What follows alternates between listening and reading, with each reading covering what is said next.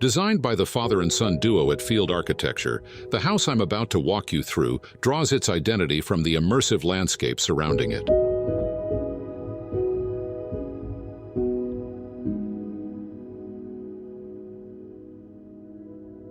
It is anchored along the extraordinary stretch of California's coastline that dramatically plunges into the Pacific Ocean, known as Big Sur.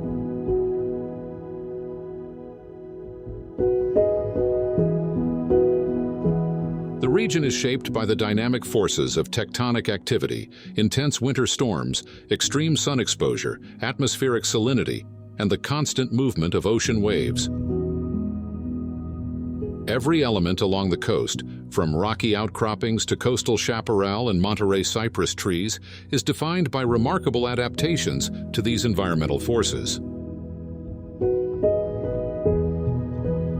Building here is a study in extremes. It required a profound understanding of the impressive yet volatile conditions and a willingness to yield to the landscape.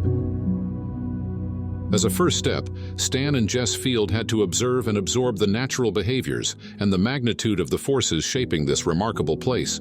Only then could they proceed.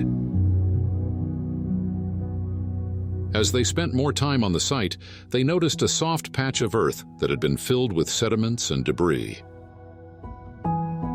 Upon exploring what lay beneath, they discovered an intermittent waterway, an incredible natural feature that had been buried over the years.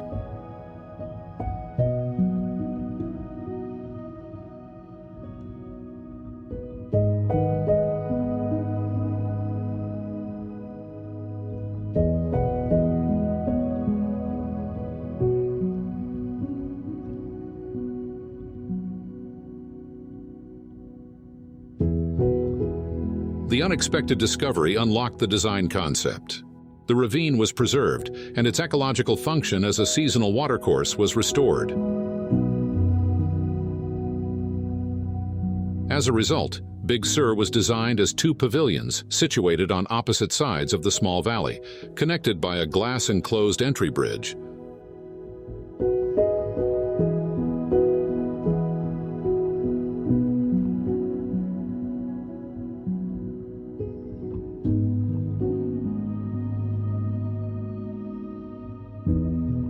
This solution not only protects the waterway and much of the existing dense vegetation, but also brings this natural element into the heart of the home. Straddling the ravine and nestled into the existing grove of cypress trees, the house is intrinsically attuned to the Big Sur landscape.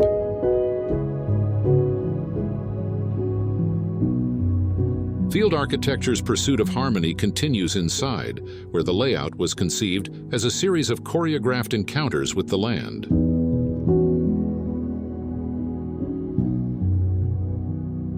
The southern facade is shielded by deep overhangs that protect it from the high sun, while the great room features massive stone walls that appear to have been carved from the rock, balancing the horizontal wooden plane of the floor.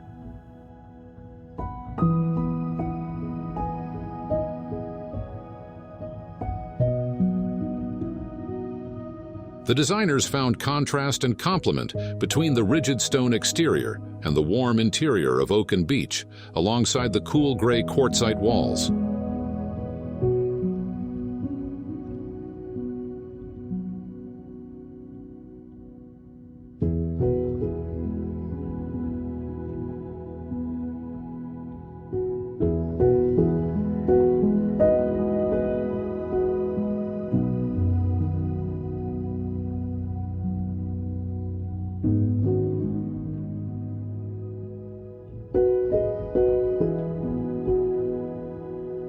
With minimal touchpoints, the islands seem to float in space, echoing the small rocky outcroppings visible in the coastal waters.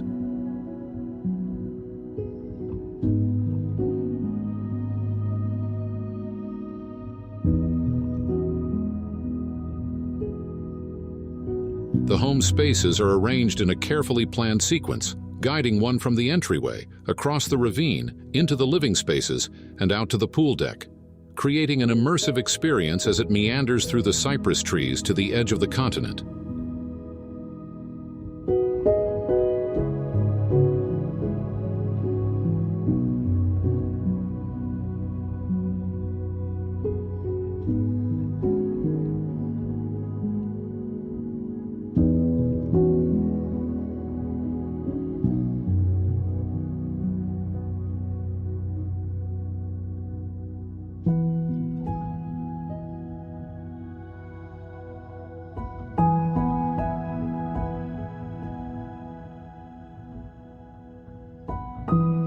The parallel between the built form and the landscape is reinforced by the home's materiality.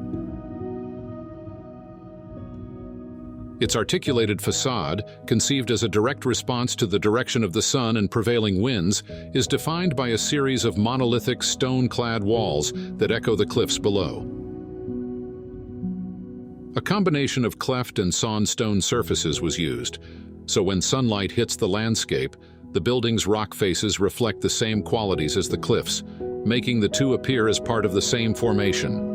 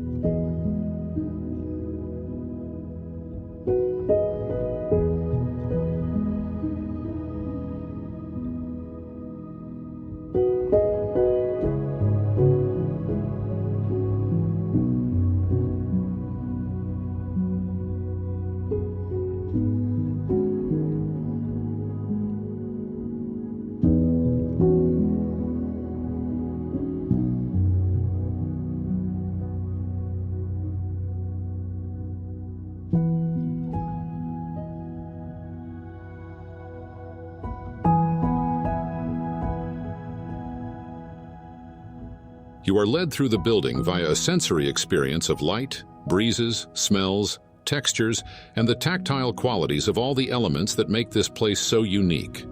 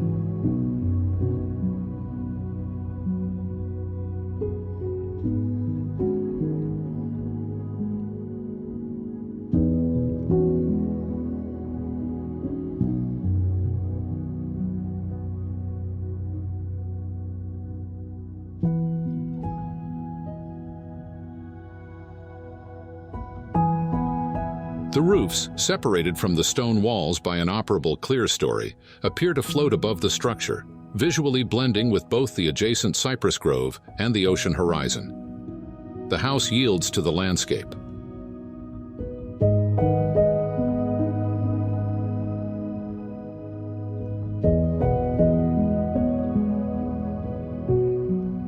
Big Sur is an exemplary case of spatial experimentation in collaboration with the landscape. It has a push-pull dynamic, firmly anchored to the land yet irresistibly drawn to the sea. It is thrilling and profoundly powerful.